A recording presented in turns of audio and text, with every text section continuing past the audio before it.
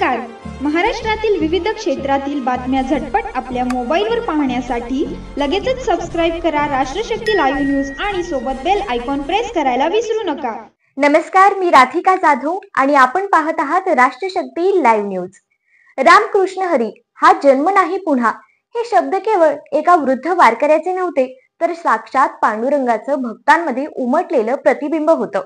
Social मीडियावर सध्या एक व्हिडिओ तुफान व्हायरल होतोय. आषाढी वारीच्या पार्श्वभूमीवर एका वृद्ध वारकऱ्याने आपल्या साधेपणात, श्रद्धेतून जे बोलून दाखवलं त्यानं लाखो नेटकऱ्यांच्या डोळ्यात पाणी आणलंय.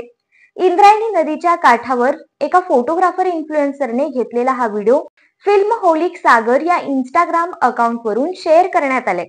सुरुवात होते एका साध्या फोटोने.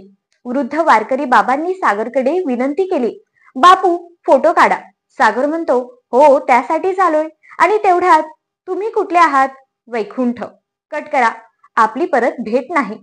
हृदयाचा ठाव घेणारा हा संवाद पुढे जाऊन पांडुरंगाच्या आळवणीसारखा वाटतो. दिवस कसा येईल सांगता येत नाही. देहावर भरोसा नाही. वाट पाहू नका.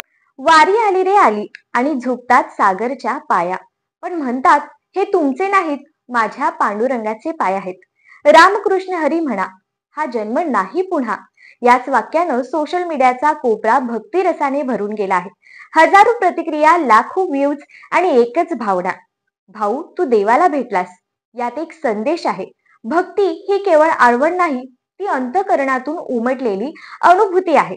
हा व्हिडिओ आजच्या युगात पांडुरंगाशी आपले नाते पुन्हा जागवतो.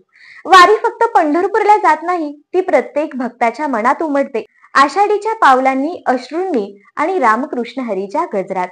पाहत रहा, मी राधिका जाधव, राष्ट्रशक्ती लाईव्ह न्यूज.